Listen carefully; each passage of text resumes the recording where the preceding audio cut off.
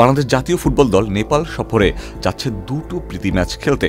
আগামী শনিবার কাঠমান্ডুর ঐতিহাসিক দশরথ স্টেডিয়ামে অনুষ্ঠিত হবে প্রথম ম্যাচ, আর 3 দিন পরই একই ভেন্যুতে মাঠে গড়াবে দ্বিতীয় ম্যাচ। দক্ষিণ এশিয়ার ফুটবলে নেপাল ও বাংলাদেশ সবসময় প্রতিদ্বন্দ্বী দল, তাই যদিও ম্যাচগুলো প্রীতি, তবুও দুই দেশের খেলোয়াড়দের জন্য এর গুরুত্ব কোনো অংশে কম নয়। কিন্তু সফরের আগে বড় ধাক্কা খেল বাংলাদেশ দল। দলের অন্যতম আলোচিত ও অভিজ্ঞ ডিফেন্সিভ মিডফিল্ডার হামজা চৌধুরী থাকছেন না এই সফরে।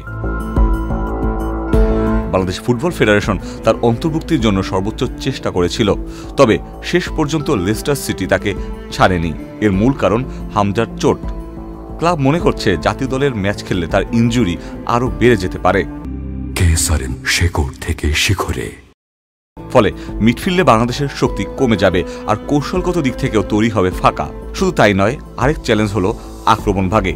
ফরওয়ার্ড ফয়সাল আহমেদ ফাহিমও চোটে ভুগছেন, তবু তিনি দলের সঙ্গে নেপাল যাচ্ছেন, কিন্তু ম্যাচের আগে তার ফিটনেস পরীক্ষা নেওয়া হবে। তার উপর নির্ভর করছে তিনি মাঠে নামতে পারবেন কিনা। অর্থাৎ বাংলাদেশ দলের দুটো গুরুত্বপূর্ণ জায়গাতেই এখন অনিশ্চয়তা। এই প্রীতি ম্যাচগুলো তরুণ খেলোয়াড়দের নিজেদের প্রমাণ করার সুযোগ দেবে। হামজা বা ফাহিমের অনুপস্থিতি হয়তো ক্ষতি বয়ে আনবে, কিন্তু বিকল্পরা যদি ভালো পারফরমেন্স করতে পারে তবে কোচের হাতে নতুন অপশন তৈরি হবে। সব মিলিয়ে নেপালের বিপক্ষে এই সিরিজ বাংলাদেশের জন্য একটি বড় চ্যালেঞ্জ। অন্যদিকে গুরুত্বপূর্ণ প্রস্তুতি। আগামী আন্তর্জাতিক টুর্নামেন্টের আগে এই ম্যাচগুলো থেকে কোচ শিখবেন দল কেমন চাপে মানিয়ে নিতে পারে। Ikhtiyar Ferdous, channel I.